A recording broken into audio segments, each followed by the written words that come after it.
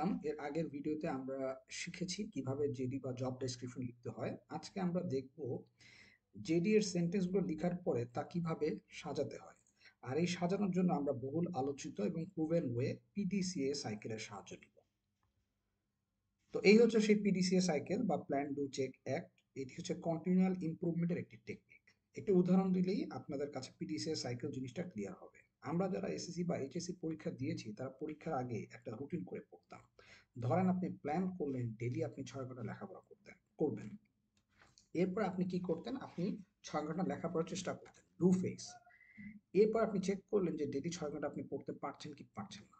তো যদি এমন হতো যে আপনি 6 ঘন্টা লেখাপড়া করতে পারছেন না, তখন আমরা কি করতাম? আমরা 1 বা 2 ঘন্টা অন্যদিন পড়ে এটা অ্যাডজাস্ট করে নিতাম। এটা হচ্ছে হলো অ্যাক্ট ফেজ। তো চলেন আমরা দেখি পিডিসিএ সাইকেল আমাদের জেডি সাজাতে কিভাবে আমাদের হেল্প করবে। আমরা স্ক্রিনে একটি জব ডেসক্রিপশন দেখতে পাচ্ছি। তো জব ডেসক্রিপশনটা আপনি দেখেন একটু এলোমেলো ভাবে সাজানো আছে। দেখেন প্রথমটা যদি আমি পড়ে যাই, prepare a comparative statement and get approval from management. এখন দেখেন আপনি প্রিপেয়ার যে কম্পারেটিভ স্টেটমেন্ট আপনি তৈরি করবেন, আপনি কি কোটেশন কালেক্ট করেছেন? দেখেন কোটেশন কালেক্ট করার কাজটা দেওয়া আছে 4 নম্বরে। তো আপনি যদি কোটেশনই কালেক্ট না করেন, আপনি কম্পারেটিভ স্টেটমেন্ট কিভাবে করবেন? এখন কোটেশন যে আপনি কালেক্ট করবেন, আপনাকে কি কেউ পারচেজ রিকুয়েশন দিয়েছে অন্য ডিপার্টমেন্ট থেকে? তাহলে দেখেন সেটা আছে 6 নম্বরে। তাই পারচেজ রিকুয়েশন যদি আপনি না পান, তাহলে কি পরবর্তীতে বাকি কাজগুলো কিন্তু হবে না। তো এখন এই জব ডেসক্রিপশনটাকেই কিন্তু আমরা একটু সাজাবো। দেখেন পরবর্তী স্লাইডে আমরা দেখাই। দেখেন প্ল্যানিং ফেজে আমরা দিয়েছি assist the supervisor in the yearly procurement plan.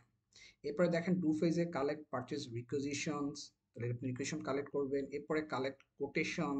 এরপরে আপনি কি করবেন? Prepare a comparative statement. এরপরে কি করবেন? আপনি পারচেজ অর্ডার জেনারেট করবেন।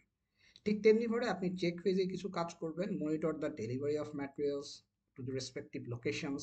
এরপরে চেক অল দি ডকুমেন্টস। এরপর এক ফেজে কিছু কাজ থাকবে, সেটা হচ্ছে maintain and update record of all suppliers contact information.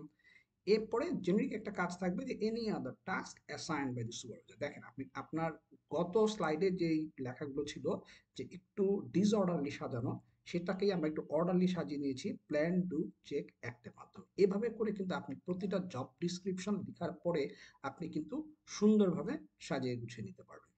Thank you.